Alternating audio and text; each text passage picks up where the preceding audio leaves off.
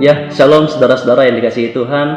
Apa kabar hari ini? Ya, semoga semuanya dalam keadaan sehat dan tetap semangat ya. Saudara, perkenalkan saya Yakub Efraim Amajihono. Hari ini saya akan membawakan kita sebuah renungan firman Tuhan dari surat 1 Petrus pasal 4 ayat 12 sampai 19. Sebelumnya saudara-saudara, saya akan membacakan firman Tuhan ini untuk kita. Di sini LAI memberikan sebuah tema, yaitu menderita sebagai Kristen. Ya, saya akan membacakan ayatnya yang ke-12.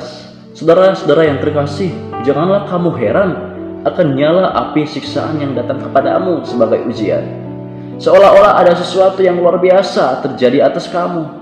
Sebaliknya, bersukacitalah sesuai dengan bagian yang kamu dapat dalam penderitaan Kristus, supaya kamu juga boleh bergembira dan bersukacita pada waktu Ia menyatakan kemuliaannya.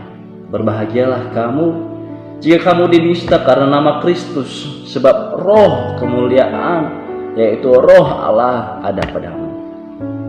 Janganlah ada di antara kamu yang harus menderita sebagai pembunuh, ataupun pencuri, atau penjahat, atau pengacau.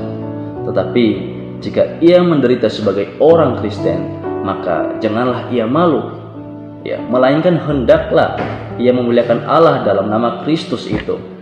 Karena sekarang telah tiba saatnya penghakiman dimulai, dan pada rumah Allah sendiri yang harus pertama-tama dihakimi. Dan jika penghakiman itu dimulai pada kita, bagaimanakah kesudahannya dengan mereka yang tidak percaya pada Injil Allah? Dan jika orang benar hampir tidak diselamatkan, apakah yang akan terjadi dengan orang fasik dan orang berdosa? Karena itu baiklah juga mereka yang harus menderita karena kehendak Allah, menyerahkan jiwanya dengan selalu berbuat baik kepada Pencipta yang setia. Saudara, demikian jauh pembacaan firman Tuhan kita. Hari ini kita akan belajar sebuah firman Tuhan dari surat 1 Petrus, saudara, pasalnya yang keempat ayat 12 sampai yang ke-19, dengan tema memurnikan iman melalui api. Saudara, ada kalimat saya di slide, yaitu menemukan sukacita dan tujuan di tengah penderitaan. Saudara, artinya apa? Tuhan mau kita mengerti bahwa penderitaan itu bukan cuma soal kita mau merasakan sakit ataupun kita menghadapi sebuah tantangan luar biasa. Tapi saudara, ada tujuan Tuhan di balik semua penderitaan yang kita alami. Saudara-saudara yang dikasihi Tuhan, kalau saudara lihat emas itu nggak langsung jadi indah. Ada proses yang harus dihadapi supaya ia menjadi indah. Ya, artinya saudara, emas itu harus masuk dalam api dulu, ya, supaya apa? Supaya kotorannya dipisahkan dari emas itu. Sama seperti hidup kita, kadang Tuhan izinkan berbagai hal terjadi dalam kehidupan kita, tekanan, air mata, kegagalan, ya, rasa kecewa. Supaya apa? Supaya iman kita menjadi lebih murni. Saudara, Petrus di sini mau jemaat mengerti bahwa proses itu bukan tanda Tuhan meninggalkan mereka. Saudara, kalau perhatikan kekristenan awal mula, mereka menghadapi banyak tantangan dalam kehidupan mereka. Tapi saudara, meskipun mereka ini kekristenan yang masih bertumbuh, ya, masih dalam pertumbuhan ataupun masih baru lahir, meskipun dihadapkan dengan berbagai tantangan, mereka tetap bertumbuh. Mereka tetap berdiri kokoh di bawah tekanan sosial dan kekuasaan Romawi saat itu. Saudara, artinya dari apa? Orang percaya memang hidup dalam tekanan. Ya, saudara jemaat yang menerima surat Petrus ini, mereka ini tinggal di Asia Kecil, ya, sebagai komunitas diaspora, atau dapat kita katakan komunitas perantauan, ya. Mereka minoritas, mereka terpinggirkan, bahkan mengalami keterasingan, ya, sosial ya, saat itu.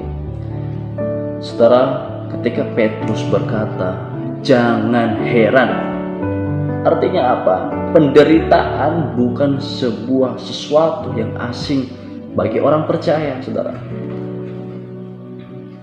Hari ini mungkin kita bentuk penderitaan yang berbeda-beda.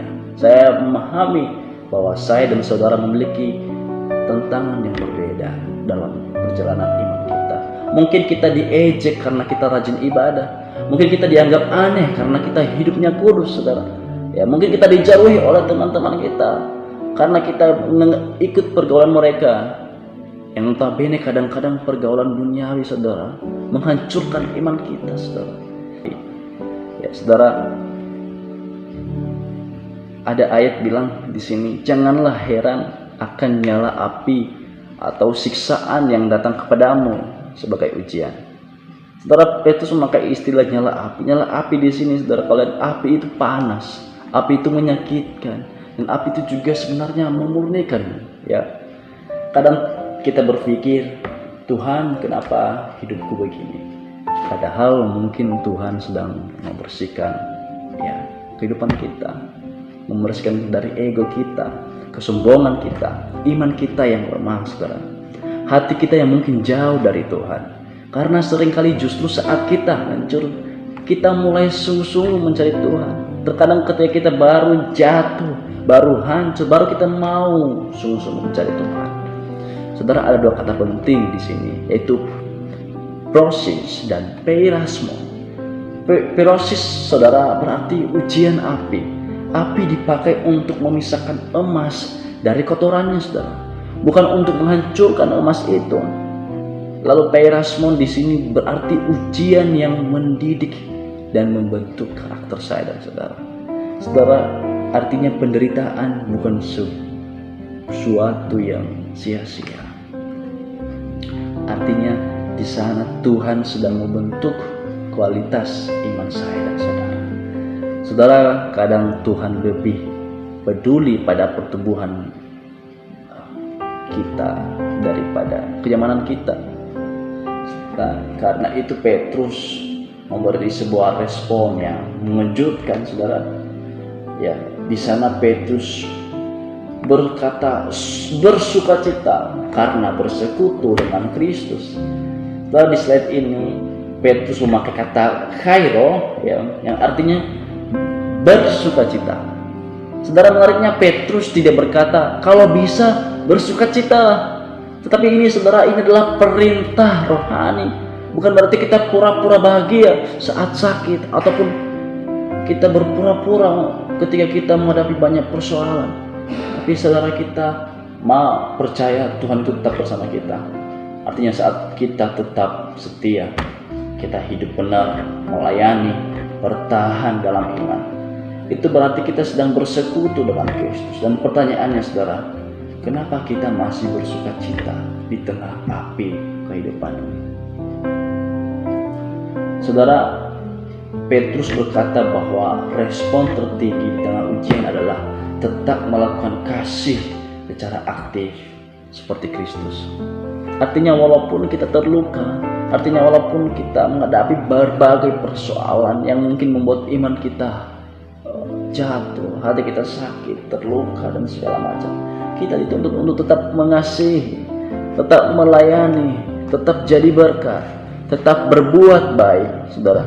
Karena orang yang dewasa rohaninya bukan yang berhenti saat ia terluka, tetapi tetap hidup benar di tengah-tengah luka itu. Saudara, Petrus membedakan dua jenis penderitaan. Yang pertama, menderita karena dosa. Contohnya, saudara, kita malas, mungkin kita bohong, kita jadi pengacau, ataupun kita menyakiti orang di sekitar kita. Ini adalah akibat ketidaktaatan saya dan saudara. Tetapi yang kedua di sini Petrus mengatakan bahwa menderita karena Kristus, saudara. Artinya kita mau mempertahankan iman kita, kita hidup kudus, kita tetap bertahan meskipun kita diejek karena kita ikut Tuhan. Itu penderitaan yang akan dialami orang-orang percaya, saudara. Saudara, kalau penderitaan datang karena kita hidup benar, maka itu menjadi bagian dari pemurnian iman saya dan saudara.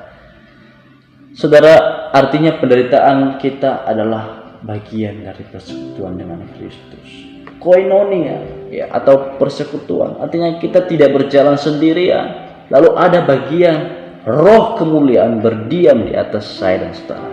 Artinya saat dunia menghina kita, mungkin karena iman kita ataupun Tuhan di sana justru hadir lebih dekat.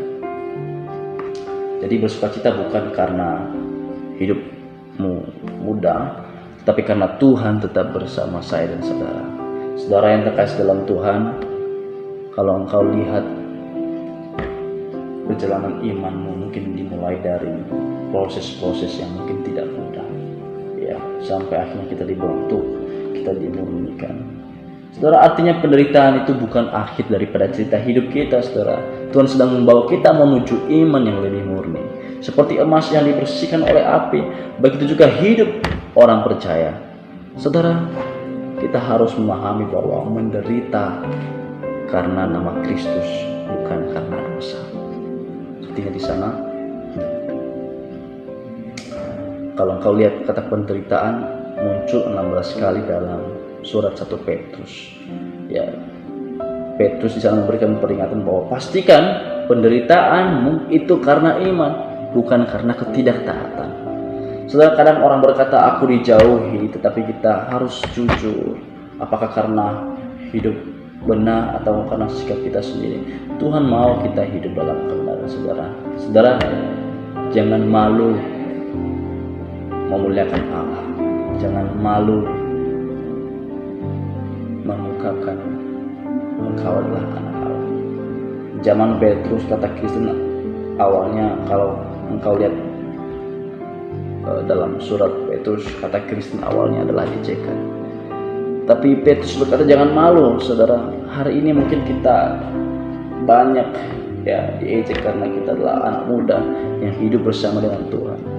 Jangan, hari ini juga banyak anak muda malu karena berdoa. Ada banyak anak muda malu karena dia pelayanan ataupun malu untuk menunjukkan imannya.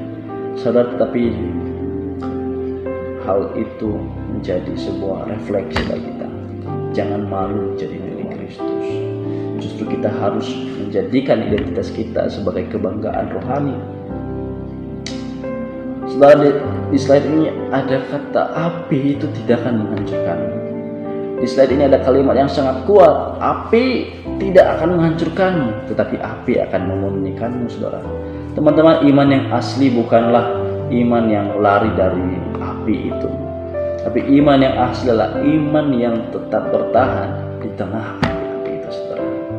Saudara, kalau lihat Petrus berkata bahwa Tuhan terlebih dahulu memurnikan rumahnya sendiri, artinya Tuhan sedang bekerja aktif membersihkan umatnya, saudara.